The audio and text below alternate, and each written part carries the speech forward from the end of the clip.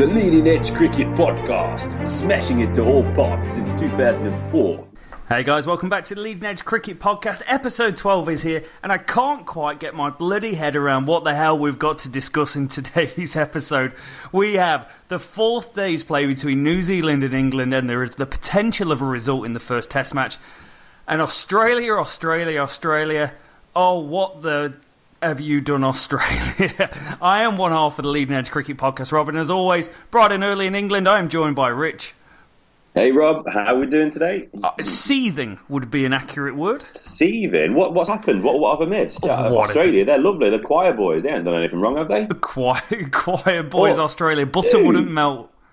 All I've heard is Darren Lehmann whinging about South African spectators crossing the line with their abuse. Poor old Australia. I know. I mean, come on. Let's give them some sympathy. Come on, we're being a bit hard on these boys. They're only little lads, aren't they? They are. I feel we should cut it down the middle today, right? We need to be absolutely fair down the middle in our conversation about what the hell Australia have done. Hey, no chance. I'm going to give them everything later. So I can't wait. Can't bloody wait. Stuck into it. England first, though. Come on, let's have some England. Go on then. Talk me through what's happened on day 4 for England versus New Zealand. Day 4, first Test match. Well, let's get it back to the start. So, 233 for 4 we had to start with. Lead of 175 as we start. Obviously, day 2 only saw 17 balls bowled. This followed the obviously embarrassing 58 all out from England on day 1. For New Zealand in their innings as part of their 2-3-3, Kane Williamson, he got his 18th Test century of 112. And then we had Henry Nicholls and BJ Watling sat at the crease, ready, waiting day 3 and into day 4. So, day 4, what's been going on, Rob? We picked it up, so we'll just go big picture really here. New Zealand ended up declaring on 427 for 8 of 141 overs. Henry Harvey Nicholls, 145 not out off 268 balls, 18 boundaries. Fantastic knock. He's batted all day. Really, really impressive knock from him. BJ Watling, 31. Colin de Grandhomme, 29. Astle, 18. Tim Southey, 25. And Wagner, 9 not out. From that, we saw the two openers, Jimmy A, 3 for 87 off 29, and Broad, 3 for 78 off 34, wicket apiece for Overton and Root. Now, let's get stuck into that first, Rob, I reckon. Yes. Do you want to talk it through, since you are the leading edge Auckland correspondent? Yeah, Auckland correspondent, dialing in. Harvey Nicholls was exceptional. Harvey Nicholls was every single thing that the England batsmen weren't in the first innings. He was composed, he was assured, he knew where he was going to score runs. And you look at the stats, 145 runs off 268 balls. That's with some acceleration towards the end. His job was, I am going to leave the ball outside off stump. They are going to bowl into me. And that's eventually what happened. Because it's England going back to that same question of, what the hell do we do without Anderson and Broad? Well, the question was, they bowled wide of off stump, got bored and started bowling into him, and then he was hitting the ball where he wanted to hit it. It was an exceptional Test match performance, and it may be the one that elevates Henry Nicholls into a genuine top 6 Test match batsman. He's 16 games into his career as a Test match player. This is only his second 100. He made 100 last year against South Africa at the Basin Reserve. So this is... It feels like it could be a coming-in-of-age moment because he's only 25, 26. And then the rest of the batting was... De Grandhomme was just about to get bloody dangerous when he got out. He was just starting to go. That man can hit a decent ball. Overton got the wicket. Todd Astle similar. Tim Southey just trying to get on with it. Joe Root, in fact, had a bowl and picked up his wicket. Joe Root bowled the second largest spinning delivery of the day. That says a lot about Moeen Ali's current spinning ability.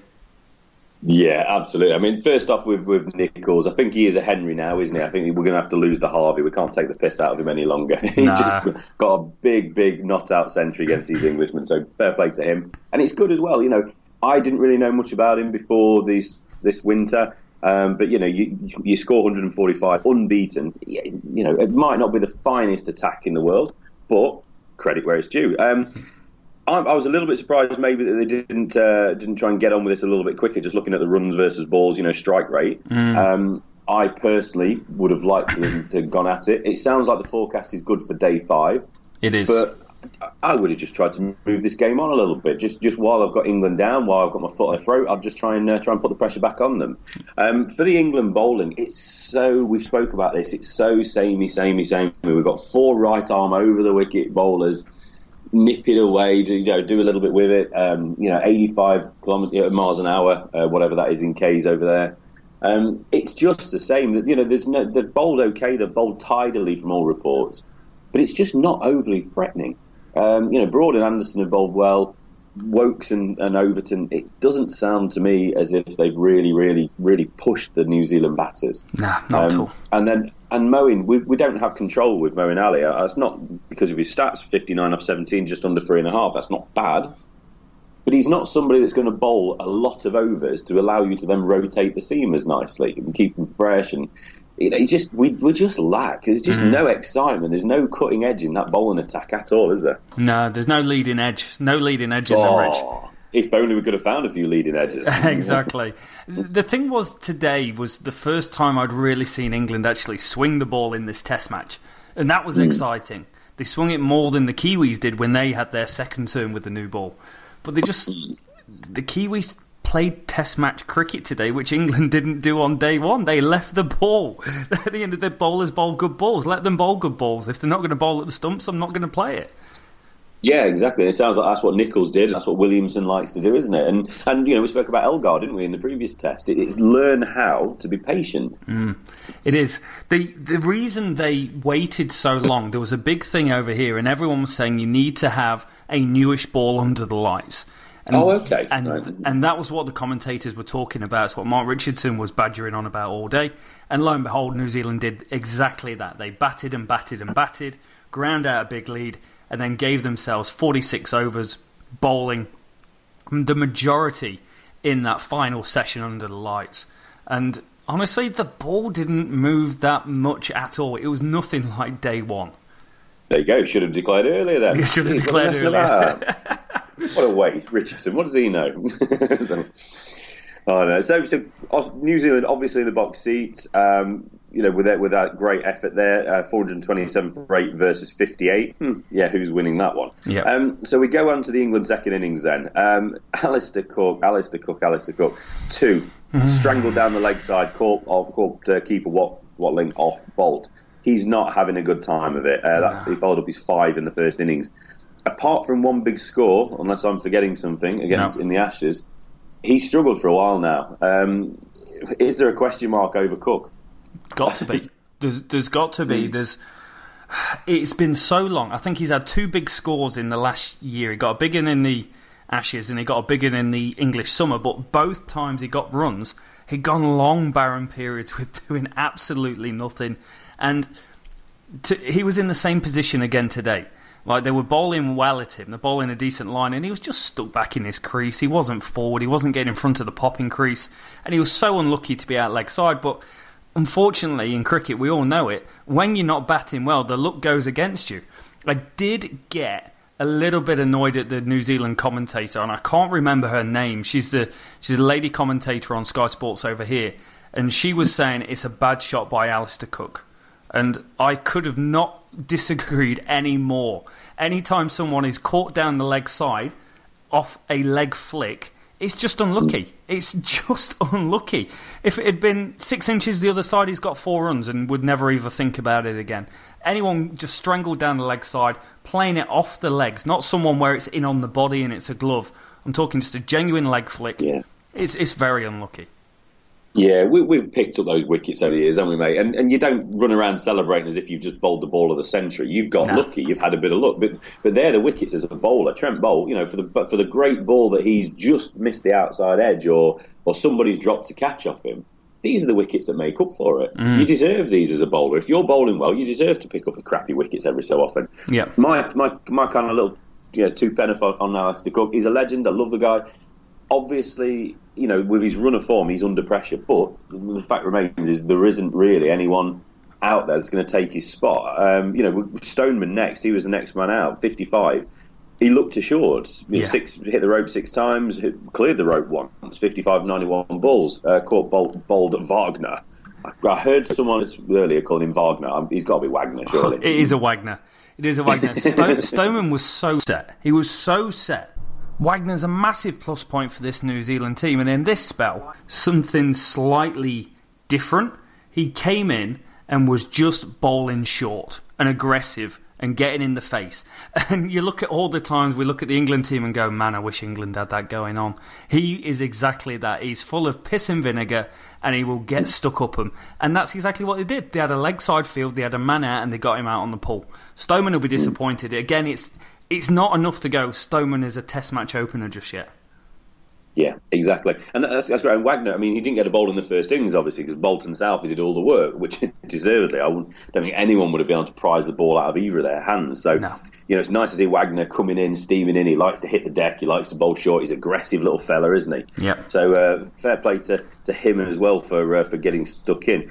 Stoneman, he's got to go on. He's got to make that score. He has to do that sooner rather than later.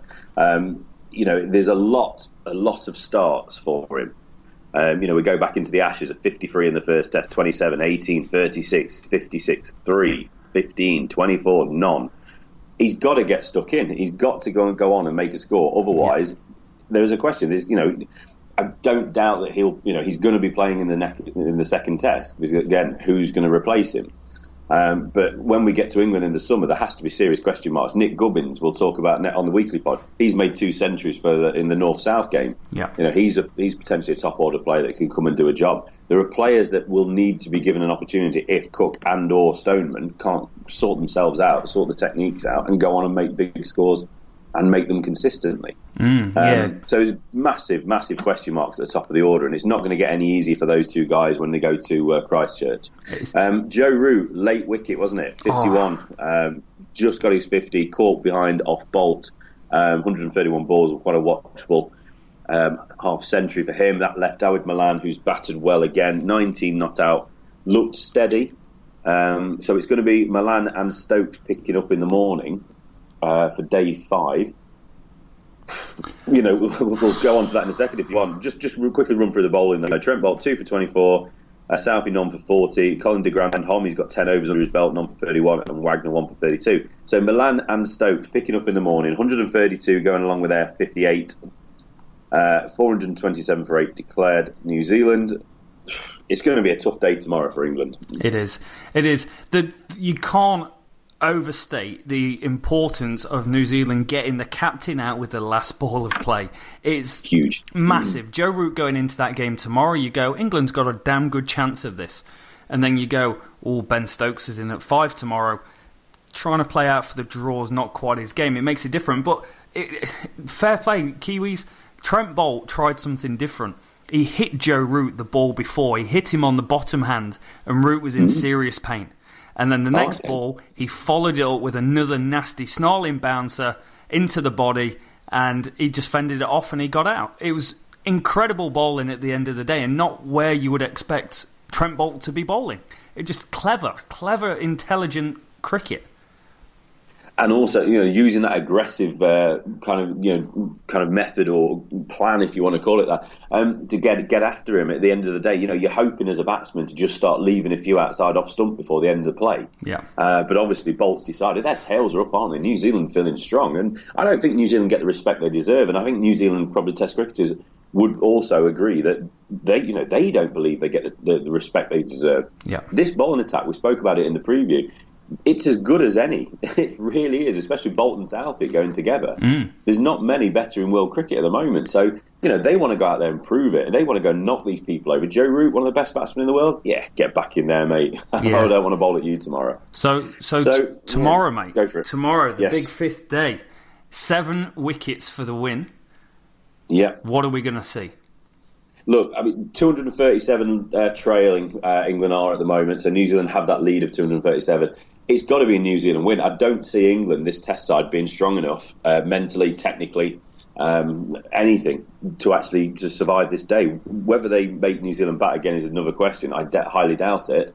It all depends. If Stokes doesn't suddenly, if it clicks for him and he goes aggressive and he goes on the counter attack, picks himself up a century, we can bat around him. Bairstow obviously is a top-class batsman. Ali could get going, but these are all massive cuts. Yeah. We've got three more guys on pairs, haven't we? Ben Stokes, Bairstow, Ali didn't register a run in the first innings. Wokes only scored 5. Broady's on a pair as well. There's nothing really there to suggest that they're going to go big. I think, like I say, it's going to be around Stokes, but Dawid Malan is also key. This is a great opportunity for him to really show what sort of character he is. And, he's shown so far that he's definitely a Test match player. So it's a New Zealand win for me. I just don't see how they can not win from where they've been and where they are now. But, yeah, let's see what England have got. Yeah, it's... I think it'll be... Part of me feels it'll be good for world cricket for New Zealand to turn over England in the first Test match. Really good. Really good for Black Caps cricket as a whole in this country. The crowds have been all right. The actual structure around the day-night game has been really good, but you can't make allowances for terrible weather. And unfortunately, Auckland has been struck by some pretty average weather. But today they had a great day's Test cricket, and I know for sure if there's a sniff of a result come tomorrow afternoon when I finish work, I know where I'm going to be. Yeah, right. You had tickets on day 1 and couldn't go because of work. Day 3, it's a bit wet, I'm not going down there. Day 4, you're going to cricket day 4, Rob? 17 Nah, balls. not bother. And then, you crystal ball all of a sudden, Mystic Meg? What's going on? Jeez, yeah, you'll definitely be there tomorrow, won't you, Rob? I will be. Anyway, Yeah, all right. Moving on. Let's have a look at Australia. Right then, Australia, South Africa at Newlands. Dear Lord, what has been going on in this one? Australia, you bunch of muppets.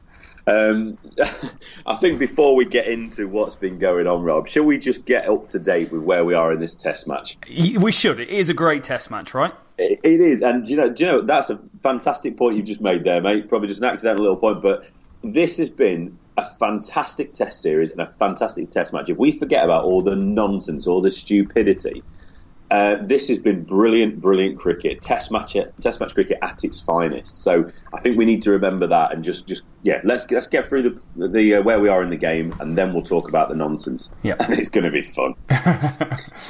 Right, South Africa, first innings, 311 all out. Dean Elgar, man of granite as we called him, 141 not out, carried his bat, second bloke ever in Test cricket to carry his bat entire innings twice in a calendar year. Awesome effort. A.B. de Villiers 64 as well. Pat Cummins 4 for 78 for Australia. Pick of the bowlers, really, really well bowled by him. Second innings, Australia 255 all out. Cam Bancroft. Cam Bancroft. Do you reckon we'll mention him again in this podcast, Rob? We may touch on him. We may touch on him. Yes, 77 he got. He was the mainstay. He was quite a gritty performance there, mate. He was like the tape that held the batting lineup together for a while. Oh, sticky. He's hard to get rid of. David Warner, number 1. Lot to say for himself. He got 30. 26, Sean Marsh. 34 not out for Tim Payne. I think we'll mention him. Nathan Lyon also, I forgot to mention, 47 at number 10. Good lad. With the ball, Rabada 4 for 91. Mornay Morkel 4 for 87, including in that his 300th Test wicket. Super stuff. Absolutely. So we move on to where we are now. We are 318 for 6 live for South Africa.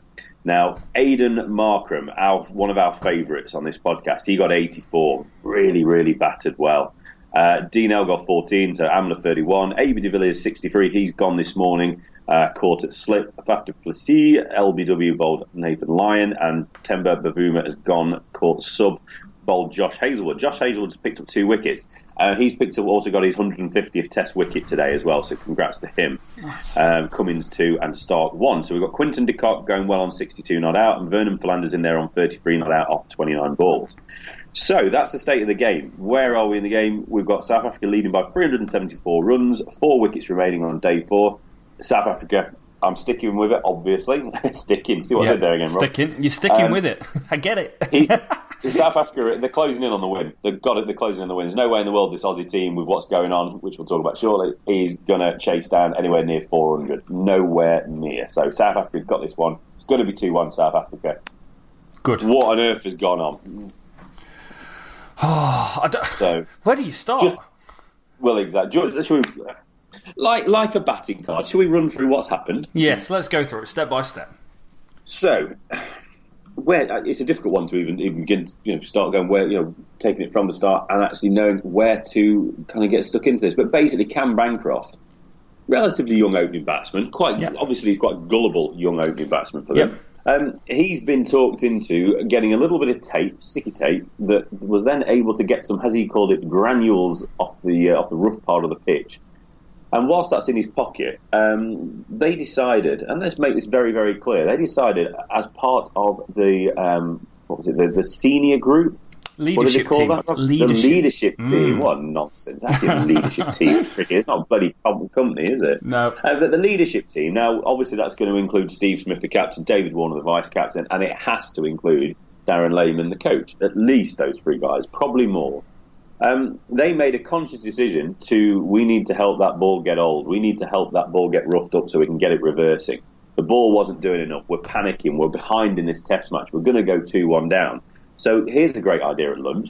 Get a bit of tape, camo Bancroft, stick this in your pocket, pal. Get a few granules off the pitch on it, and then we'll throw you the ball. And what you can do, mate, is sneakily as you can, scuff up the ball. So, ball tampering. The Aussies have been done for ball tampering. After the game, they did admit to it. It's now in the hands of match officials, Cricket Australia officials. It was brilliant, Rob. They caught it on camera. The big screen. Cam Bancroft looked up, and there he is having a replay on the big screen. Really funny when they showed you the replay during the game. You could just hear off microphone. You could hear all the combox. It sounded like all the Aussies were on at the time, and all you could hear was "Oh no! Oh no! Oh Struth Cobber." It was just hilarious. It would be comical if it wasn't so serious. And we spoke about not being cricket before, and this is exactly what we're talking about. But it's a shocker. It is, and after it happened, after it'd been on the big screen, we saw old Big Booth, whatever his name is, Coach Darren Lehman, get on his little walkie-talkie, what he got for Christmas with his best mate, probably, like when they were kids.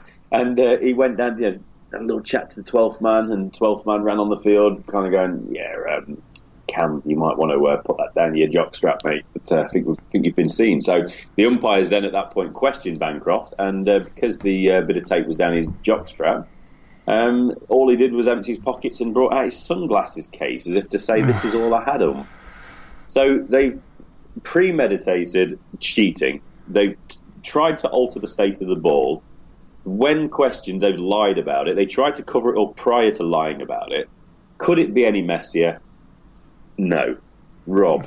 Oh, mate, Let's have some fun with this. Come on, what's going on? The worst bit is, right, first off, this is not the first time the Aussies have bloody done this. Absolutely not. They don't just make a sly decision on the side as a team that this is what they're going to do. There's a reason that tape was there, and there's a reason this is the plan that they've done, because they've bloody well done it before. This is the first time they have been caught doing it. That's what's gone on. The worst bit for me is you're on camera lying. You are lying to the umpire. You are lying to the people. And the bit that really grinds my gears massively, massively, massively is Steve Smith's coming forward going, I'm deeply apologetic for all of this, and I feel I'm the right person to take the team forward. And do you think it was the right thing to do? No, I don't. Do you think it's the right thing? You shouldn't have done this because you got caught, or because it was the wrong thing to do? And he's gone, oh, well, I think it was the wrong thing to do anyway.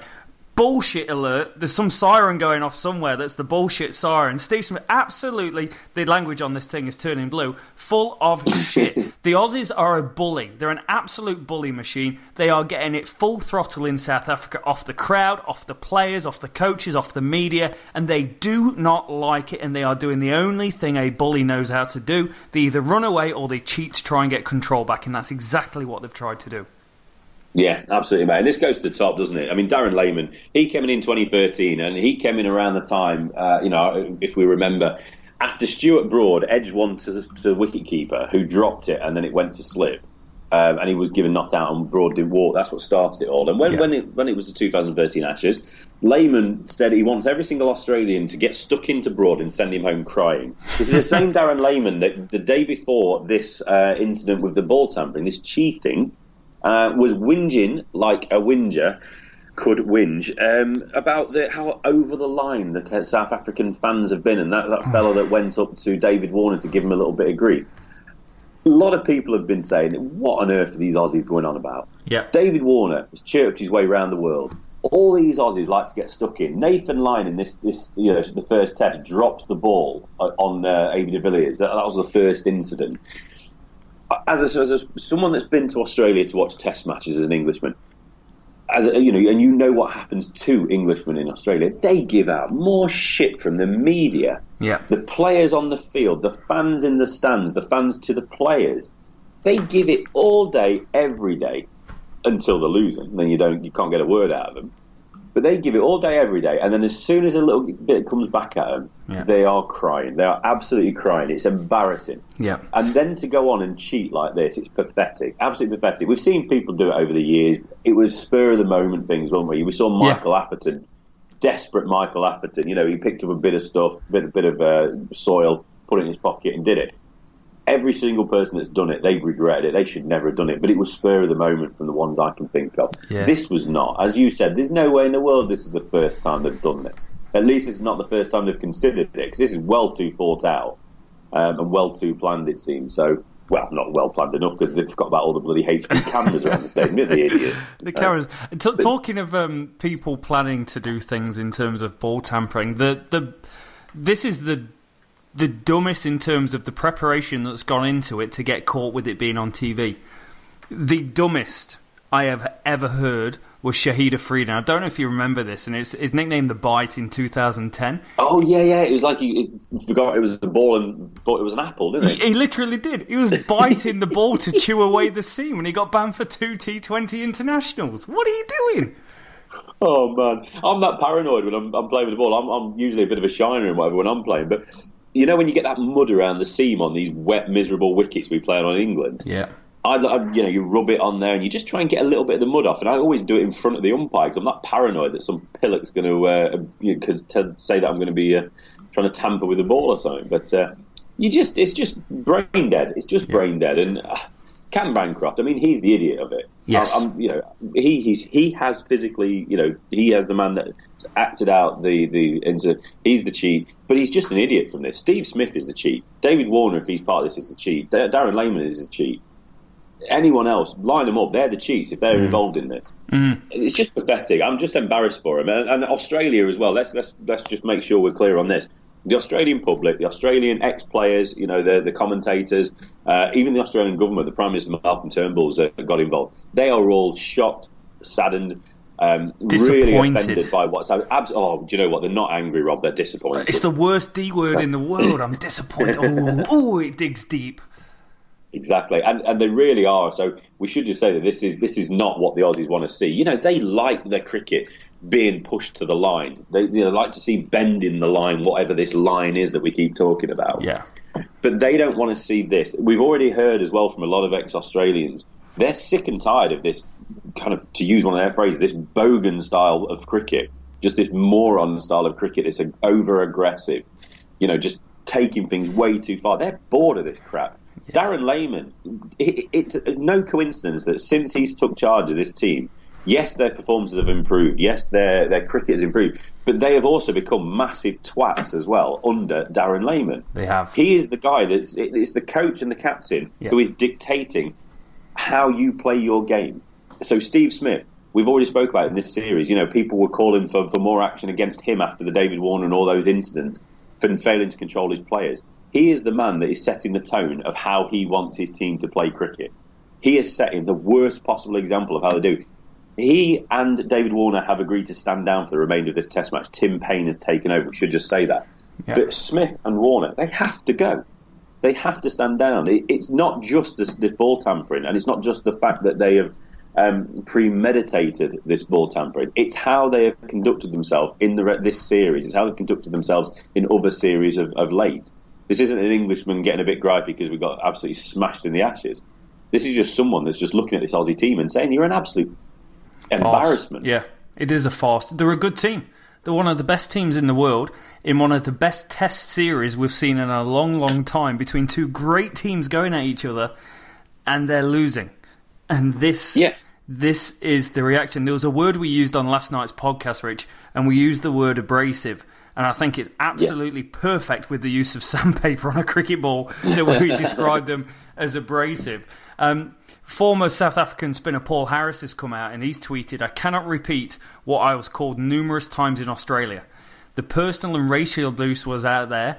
You should not throw stones in glass houses." So they just don't like what they're receiving, and they're getting it full throttle from South Africa and a good South African team. I'm just sick and tired of the bully boy attitude. I'm sick and tired of Australia captain Steve Smith and David Warner going, "We're the right men for the job." Absolutely wrong. You are not the right person to lead your team in the spirit of cricket, on the pitch, in Test cricket, in front of the whole world. Every single child will look up to you and now see you for what exactly you really, really are. You're a fantastic batsman, but a poor specimen of a Test cricketer influencing young people. Yeah, spot on, mate. Spot on. And there are some cracking cricketers in this team. You look at the bowling attack. There's some exciting players in this team as well. And I'm sure a lot of this dressing room isn't particularly on side with this, if they even knew about it. So more's going to come out soon. We've got two members of the Cricket Australia Executives Committee, whatever they are, the head honchos off the field. They're en route to Cape Town at the moment from Australia to try and sort this mess out. As I say, even the Prime Minister's got involved. The baggy green, the Australian cricketers, Test match cricket in particular, there is nothing more Australian than the baggy green. Yeah. That country lives for this. They love their AFL and their NRL and all the rest of it. But this is what it's all about to be an Australian. They love their cricket. They love that baggy green. It means everything, and it represents who they are and how they do. They are a tough bunch. Love them for it. But it's embarrassing for them as a country at the moment.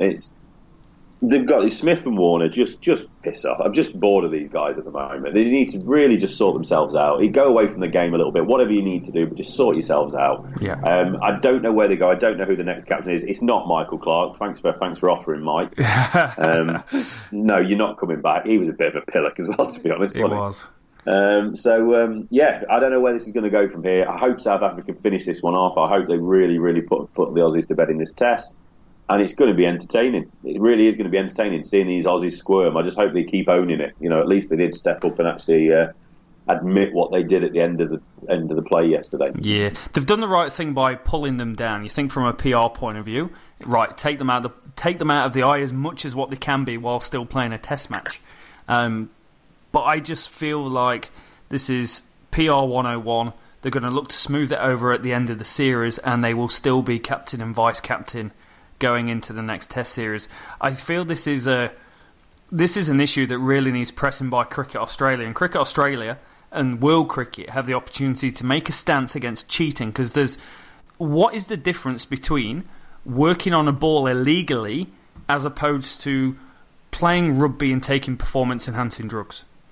You're trying to impact the game, aren't you? Thing. You're impacting the game by doing something illegal, whether it's dictating how a ball will move or dictating how fast you can run. You're still cheating. You're still cheating the system that's in place. And sure, people bend rules, but I said it yesterday about something else, but the line of the rules is that far away. It's just a dot to you, mate. They've completely forgot about the rules. It's a perfect chance for cricket to stand up and go, this is what's right, this is what's wrong. We're not going to go the football route, and we're not going to have all this argy-bargy and cheating on the field. Yeah, absolutely. But I don't want Cricket Australia or the ICC to just jump on this because it's PR and because, make a statement and a big, real, massive stand because they think they should.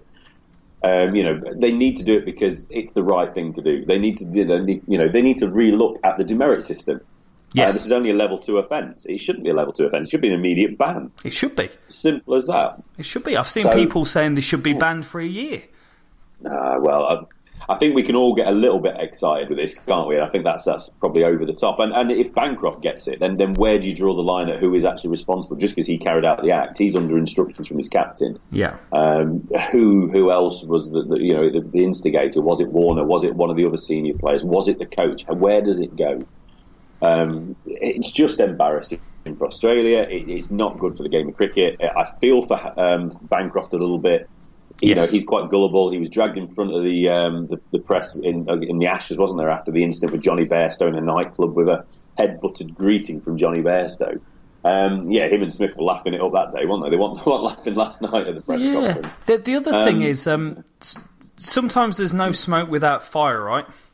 We don't know a lot about Cameron Bancroft off the field, but if you put 2 Test series back-to-back, a bit of a naughty headbutt incident in a nightclub, and then this, you never know. You don't know. We don't know the personality of the guy to say, oh yeah, he's absolutely innocent, or actually he's trying to be one of the boys and he's part of that ringleading group.